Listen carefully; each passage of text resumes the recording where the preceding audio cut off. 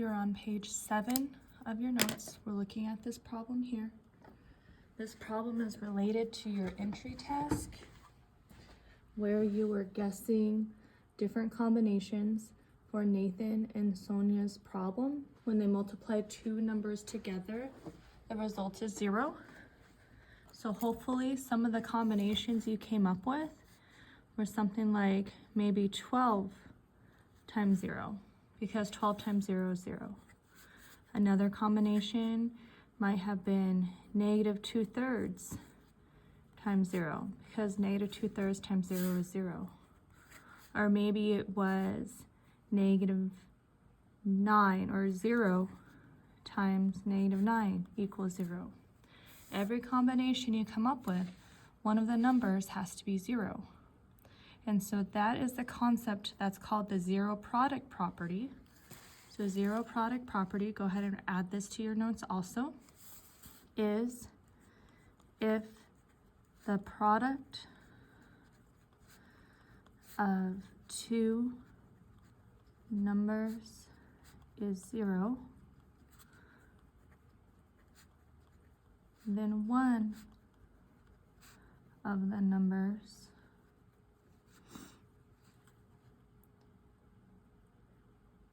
is 0. And that should be at least one of the numbers should be 0. So let's see how that applies to these equations here.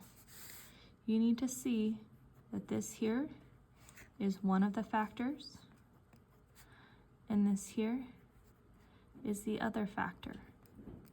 So we'll name it factor 1 and factor 2. Think of these as the two numbers that we're multiplying together to get 0. When we do that, we can actually try, what does a need to be? So a plus 6 equals 0. And for factor 2, what does a need to be?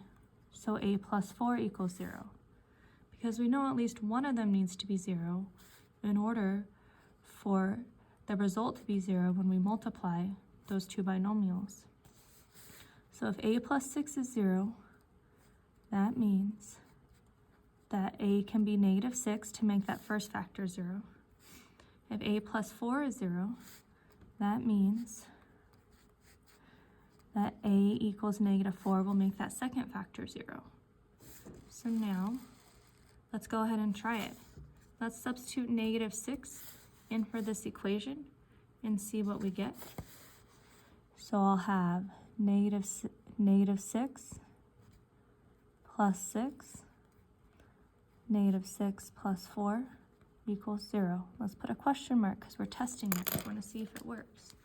So I'm putting negative 6 in for those a's here. Negative 6 plus 6 is 0. Negative 6 plus 4 is negative 2. And is 0 times negative 2 0? Yes. So we know one of the solutions to the equation is negative 6. But this equation actually has two solutions. Let's try a equals negative 4. So if I have negative 4 plus 6 times negative 4 plus 4 equals 0. Again, I'm substituting negative 4 in for the a's. All right, and let's not forget our question mark because we want to make sure that it's clear that we're going to see if it's 0. Negative 4 plus 6 is 2. Negative 4 plus 4 is 0. And is it true that 2 times 0 is 0? Yes. So we have two solutions, okay? So we can say a equals negative 6 or a equals negative 4. There's one final thing you're going to do here, and that's going to be graph it. So grab a graphing calculator. We're going to see what this looks like on the graph because so far, most of the equations that we've solved this year have only had one solution. So go ahead, clear your scratch pad. So to clear the scratch pad, you click down on the arrow, you push up one time, and you click clear scratch pad. And I'm going to push this button here again so I can toggle back to where my graph is. And remember, if when you do that, there's nothing there like this, like you don't know where to type it in, if you hit this tab button, it will put that line back there for you, all right? So I'm going to move the calculator on this side here, and I'm going to rewrite this because this is going to be the graphical solution.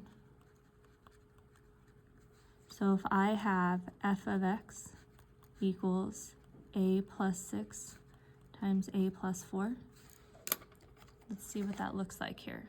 So I'm going to type parentheses.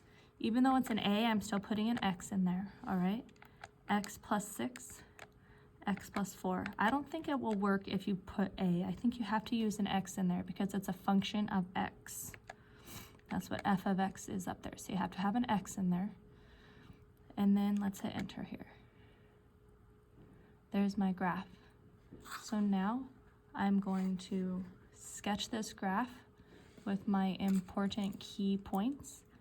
I don't have a y-intercept here, but I do have two x-intercepts. One x-intercept's at -4, and the other one is at -6. So I'm going to sketch this graph on here.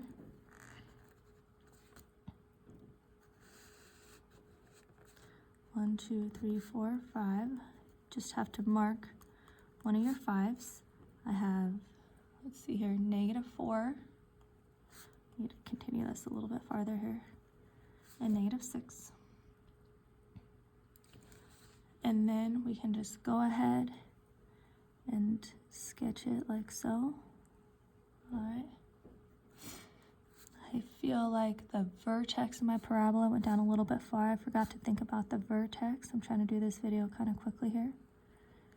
And I'm doing it with a pen so you can see it more clearly, but here we go. We're going to label our points. So that x-intercept is -4, 0, and this x-intercept is -6, 0. Do you see a connection between those intercepts that we have here and our solutions? So that's the part that we're going to be thinking about the next few days. How come when we graph a parabola, these x-intercepts match what we found for our solutions? So what your assignment is for today is to also do this process on this page 7 for problems 3 and 5.